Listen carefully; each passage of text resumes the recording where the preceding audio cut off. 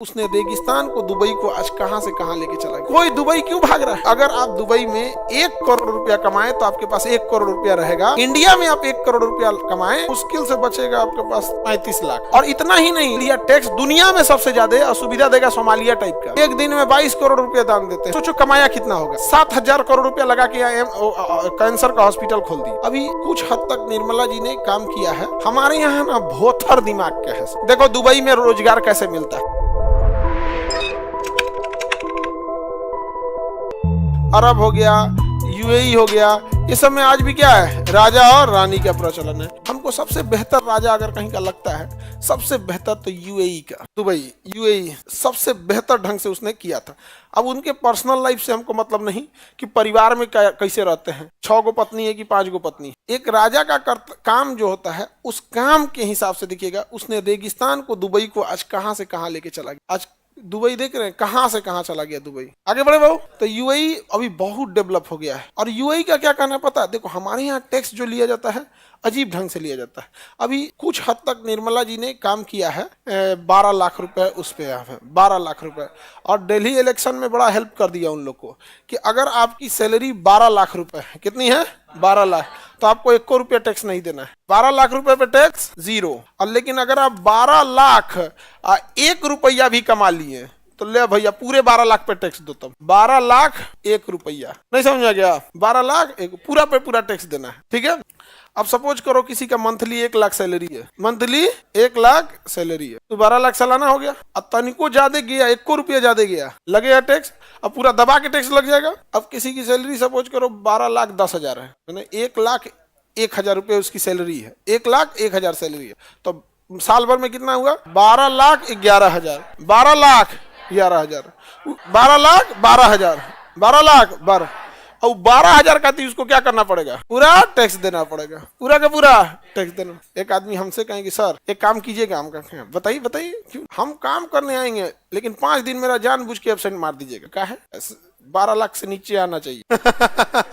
12 लाख के क्या आना चाहिए, नीचे आना चाहिए।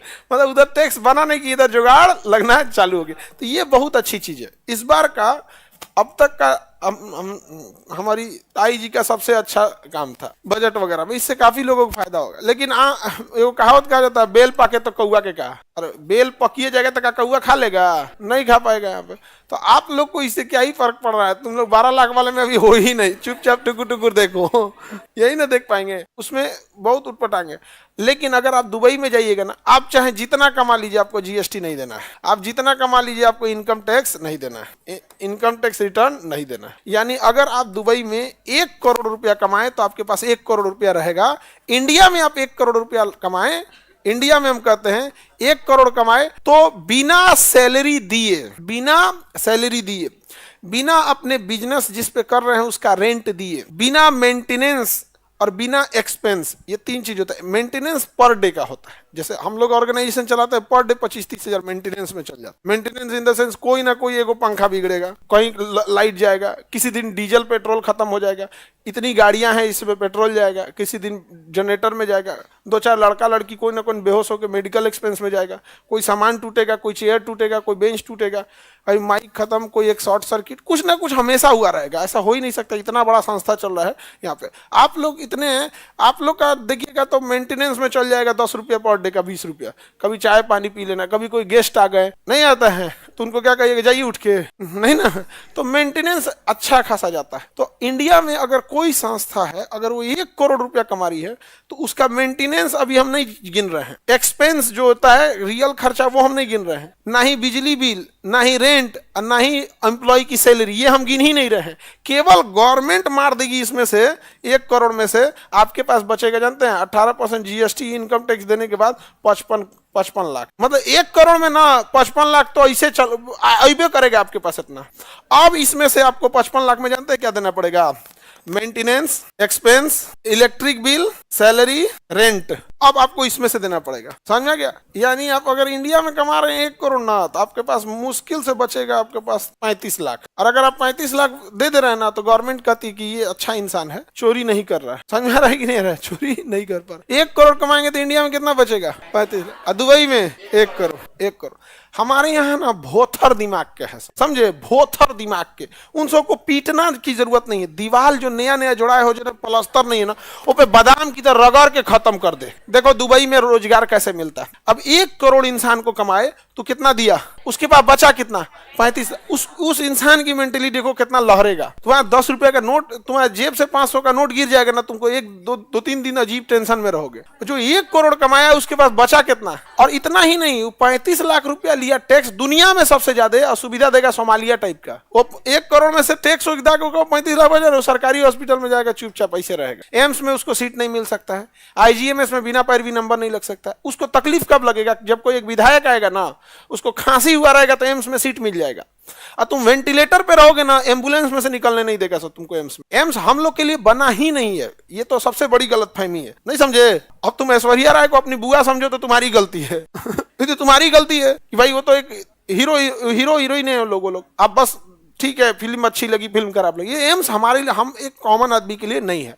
खराब यही लगता है इस देश में यार, उसने टैक्स कुछ भी नहीं दिया और उसको सुविधा दे दी। इवन इतना नहीं, तुम वेंटिलेटर पे रहो, ऐसा लगता है ना, मतलब मरने वाले हो या कुछ भी, तुम्हें नहीं देखेगा। एक विधायक जी फोन कर देंगे, हमारे आदमी है, इसको एक बेड दे दीजिए। आप बिलीव नहीं कीजिएगा, बड़े हॉस्पिटल में एक वार्ड होता है फिक्स कि ये सरकार के लोगों के लिए है, ये विपक्ष के लोगों के लिए है, ये डीएम एसपी सरकारी कर्मचारियों के लिए, मतलब पावरफुल लोगों के लिए। तुम चला आया मरने के लिए, यहाँ पे सीट नहीं है। तुम्हें विश्वास नहीं हो, तुम पटना एम्स में दिखा लो। ले लिया था कहाँ पे, प्राइवेट में ले गए लोग, नहीं देगा वो, आईसीयू में लेके चल जाइए वहां से। ये अब अपने हम मंत्री नहीं है जी, क्या प्रॉब्लम कहाँ है, ब्रेन में चोट लगा, एक्सीडेंट हो गया, ट्यूमर तो नहीं बना है, ऑपरेशन हुआ कि नहीं, अच्छा तो अब न्यूरो फिजिशियन की जरूरत है, तो बैठ जाइए। अब 1-2 देखते हैं कोई न्यूरो फिजिशियन ठीक ठाक हो तो डॉक्टर में। अच्छा मेडिकल में भी जानते हैं एक चीज, हम लोग को भी, मेरी पर्सनल समस्या समझो, अगर हम बताते हैं, सपोज कीजिए कि उसको ठीक हो गया तो ठीक है, नहीं होता तो फिर आगे कहता कैसे डॉक्टर बता दिए सर। यार हम आपको क्या ही बता सकते हैं, हम तो यही बता सकते हैं कि पटना के 4-5 डॉक्टर है।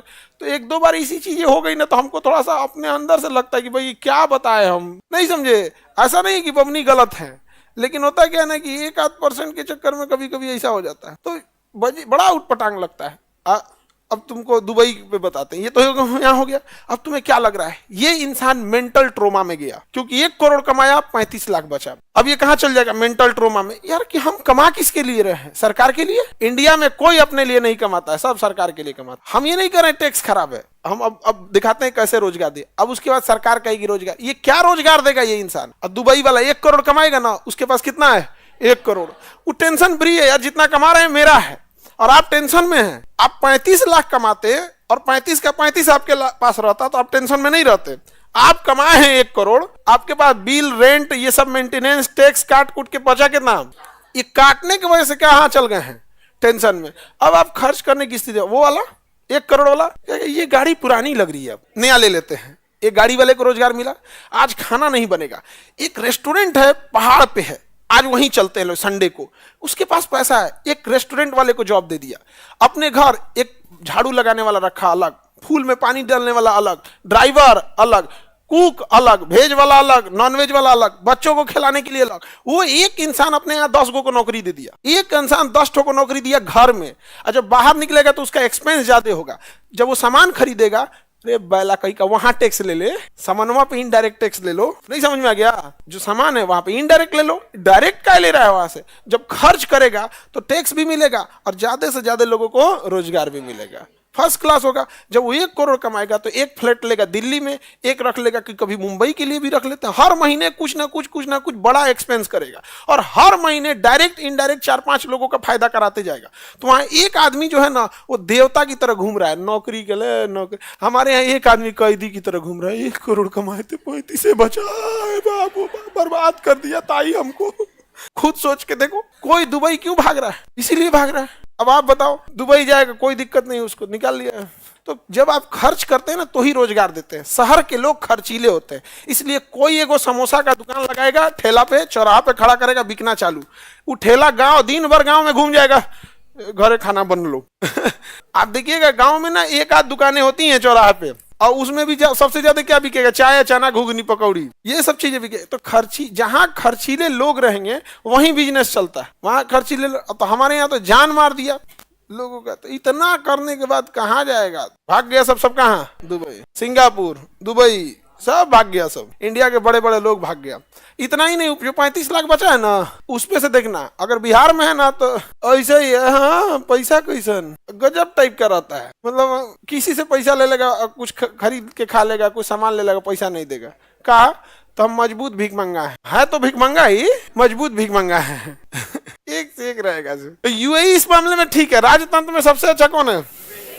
टैक्सेशन सिस्टम वहां का बहुत बेहतर। हमारे यहाँ टैक्सेशन सिस्टम उतना अच्छा नहीं है। रीजन क्या है?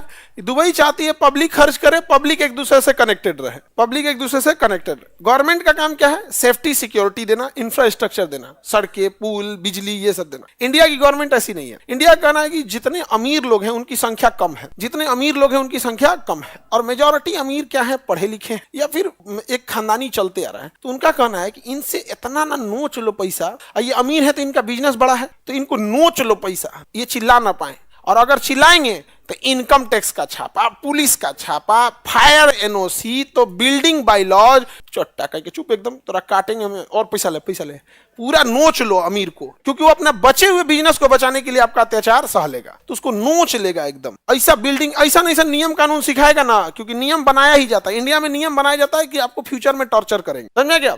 तो पूरा नोच लेगा। और उसके बाद हम जनता की भलाई के लिए 5 किलो भात, ये वो कहां से लाए थे भाई साहब? ये वो काहे भाग रहा है, वो काहे भाग रहा है वो? और उसके बाद कहेंगे कि कोई मुंबई भाग गया, कोई इंग्लैंड भाग गया, कोई अमेरिका भाग गया, कोई ये भाग गया। बड़े बड़े लोग काहे अमेरिका भाग गए? यही सब के चक्कर में उसको नोच के रद्द कर दिया है। और वो रहता तो रोजगार दिया रहता। वो मांगता क्या है?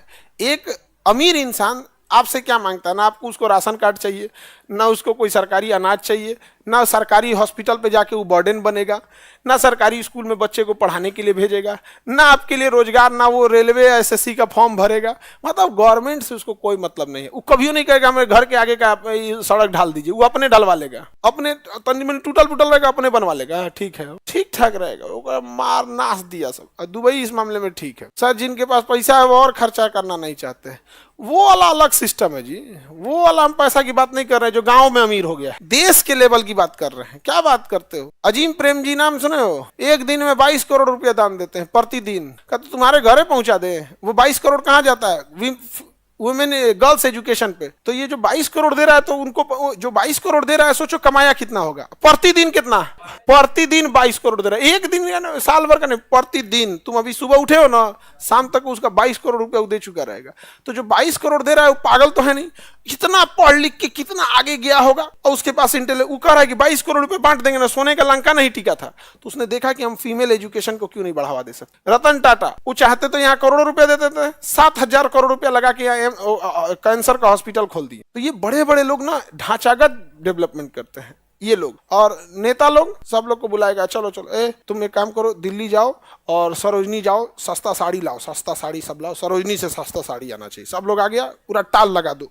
कैमरामैन पहले इधर दिखाओ, इधर दिखाओ, एकदम देखो, यहाँ पे लाइन लगाओ। और फिर अपने आदमी से कहेगा एक काम करना, बीचों में लाइनवा तुरवा के पूरा घेरवा देना हमको, चारों ओर से जनता से घेरवा देना। जनता घेर लेगी, हाँ साड़ी 500 लो दे के बांट दिया। कोई नेता आपको पैसा देना, उसे डबल लीजिएगा, आप ही का पैसा है, लूट के ले गया है। समझ में आ गया कि नहीं? लूट के ले गया, अपने दादा के यहाँ से नहीं ला रहा है, किसका ले गया है? आप ही लोग का लूट के ले गया, और अड़च लीजिएगा पूरा, वोट भी नहीं देना।